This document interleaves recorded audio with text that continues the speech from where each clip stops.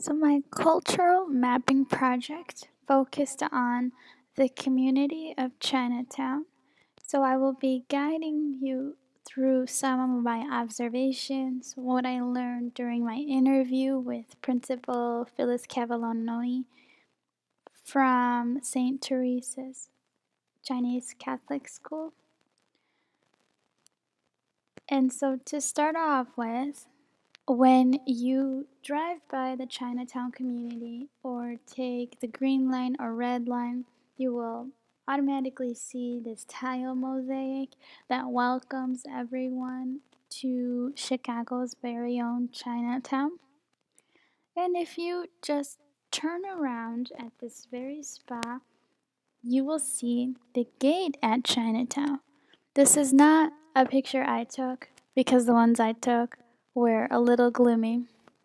But this is a great picture that just shows you how welcoming this gate is, and it just attracts you and wants to make you go in. And so as soon as you walk in to the right, you will see the Pui Tak Center, which is actually a community-based organization that does a lot with new immigrants that arrive to this community. They teach them English and they offer many services.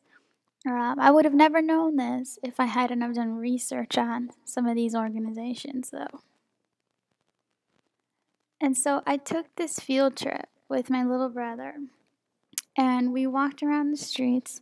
And as we walked in the heart of old Chinatown, you would see all of these light posts with these different advertisements, or I guess people selling things. I don't know, I couldn't read it, but I thought it was very interesting to see that it was all written in a different language. Could have been Cantonese, Mandarin, I'm not sure, Taiwanese, but I definitely thought this was really cool. And as you get closer to the center of the community, a lot of the restaurants on those chalkboards outside, the menus aren't written in English. They're written in one of these languages, which makes it difficult for foreigners and tourists to read. Foreigners from this community, of course. And it also made my little brother a little reluctant to try the new food because we had no idea what they were serving. And so as we walked, we saw a lot of signs for some local restaurants, local servers. Here's a notary ad, someone for a China visa translation. As you can imagine, that's probably a service that immigrants might need for themselves or for their families. Across the street from Cermak, outside the gate, we have the Chicago Public Library Chinatown branch. I was not able to visit the inside because I visited on a day that it was closed. But it's a very beautiful library, and it's right in the middle of the community. And I did see some people also trying to go in, but it was closed. So, I mean, that kind of showed me that a lot of the community members actually use it, and they look forward to taking their children there, as you can see these two little kids in this picture. So my little brother explored a little bit of old Chinatown, which is considered the Chinatown beyond the gate. And then across the street, you will find New Chinatown, which is also called Chinatown Square. So there's this very famous Chinese zodiac park or display of statues. And so they have each one of the animals, the Chinese zodiac animals, with a little bit of a description for each one. So here's a picture of my little brother and I just reading them. We looked at the dog and the rat because those were the years we were born. So that was fun. He found that very interesting. And this is a picture of where it is and how big they are. And so behind here, you will see these like stairs. and that's the new Chinatown, which they also call like Sweet Square or something like that. And it's basically a bunch of shops, restaurants. I saw a couple beauty salons. And there's a first and second floor. And this is considered new Chinatown. And this is where my little brother and I ended up having some snacks. And we had bubble tea. Um, and so he's 7. So he was really interested in seeing their souvenir stores. So we got to go to some, and he thought it was funny that they had so many Hello Kitty things, Pokemon, even Dragon Ball Z, because that's definitely something more common in their culture than ours. Well, Hello Kitty is pretty huge everywhere, but it did stem from the Asian countries. Here's another picture of the souvenir stores. So yeah, Chinatown is definitely a tourist attraction for anyone coming to Chicago. It is one of the more widely known Chinatowns in the country, like the one in San Francisco and New York. Chicago is definitely one of them up there. And I'll just say some brief history about Chinatown. So, Chinatown used to be located in the South Loop near Van Buren and Clark Streets. But as these anti Chinese sentiments grew, um, they started kicking them out. The landlords started charging them more for rent, and so they couldn't afford it anymore. So they had to move out, and they moved south, but then they had to move southwest of the Dan Ryan because that was built. So now it's actually a pretty small community. And from what I've read and what Principal Cavalloni said, a lot of the Chinese residents are moving out of Chinatown into the Brighton Park and Bridgeport communities. In fact, she said she thinks Bridgeport has more Chinese residents than Chinatown, which I was astounded. And Kelly High School has the highest rate of Cantonese speaking students in Chicago. So that was pretty surprising. So now I'll show you just some of the. This is the Chinese American Museum of Art. I also did not get to go inside. It was closed. I think I went the day right before Thanksgiving when everything was closed.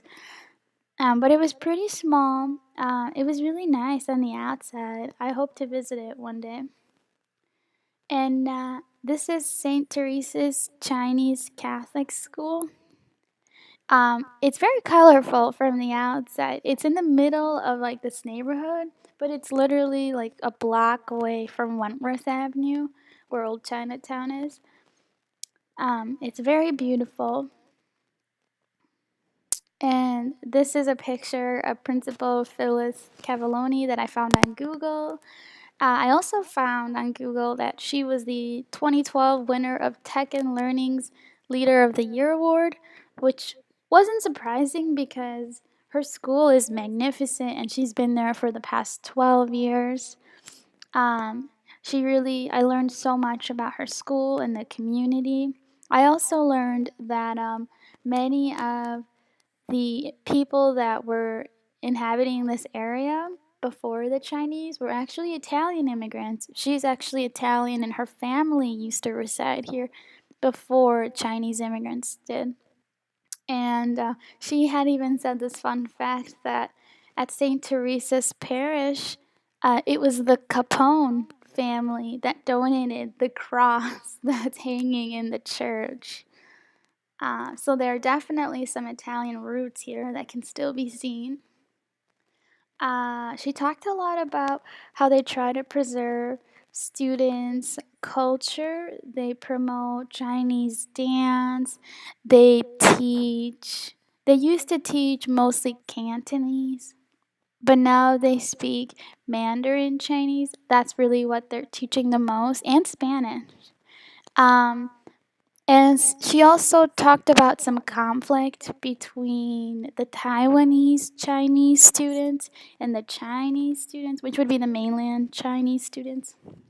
She said she noticed that while the Taiwanese Chinese were trying to identify as solely Taiwanese students, the Chinese students were like, no, you're Chinese. So it was definitely something I wasn't expecting to hear, and she definitely sees this conflict rising in the community as well. And she talked about them having their Lunar New Year parade and how a lot of the residents did not come out to see them in support because there was this tension that they were celebrating Chinese Lunar New Year parade and not necessarily the Taiwanese practices.